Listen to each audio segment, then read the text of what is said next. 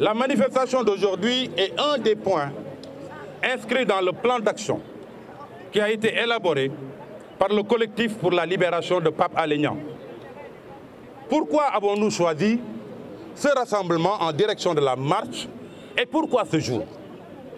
C'est parce que ce mercredi correspond à la tenue du Conseil des ministres au Palais de la République, où le président de la République, Macky Sall, rencontre ses ministres pour discuter avec eux de la marche des affaires du pays.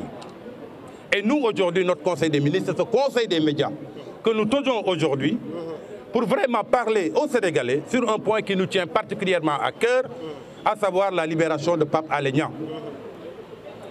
Cette marche aussi est destinée à rassembler toute la corporation autour de cette cause. Jusque-là, nous avons eu à rencontrer, en tant que collectif pour la libération de Pape Alé Niang, les avocats qui assurent sa défense. Nous avons eu également à rencontrer les organisations des droits humains.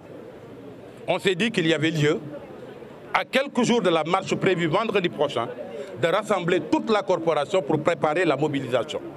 C'est une sorte donc de veillée que nous organisons aujourd'hui. Et cette veillée-là, nous convions tous les Sénégalais à en comprendre le sens.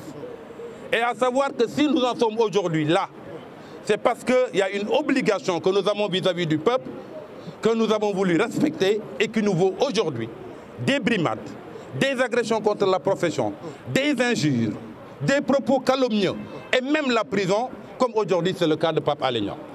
Il faudrait donc que les Sénégalais sachent qu'au-delà de Pape Alé Niang, c'est un combat pour la liberté au Sénégal, un combat pour la démocratie, un combat pour la liberté d'expression.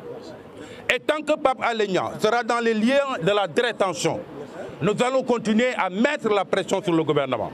Et sous ce registre, nous venons d'avoir aujourd'hui un soutien de taille à travers la Convention pour la protection des journalistes qui est basée aux États-Unis et qui est l'équivalent de Reporters sans frontières, qui s'est engagé, si au-delà du 1er décembre, Pape Alé Niang n'est pas libéré, d'inscrire le Sénégal sur la liste rouge des pays où les journalistes sont malmenés et ou en danger.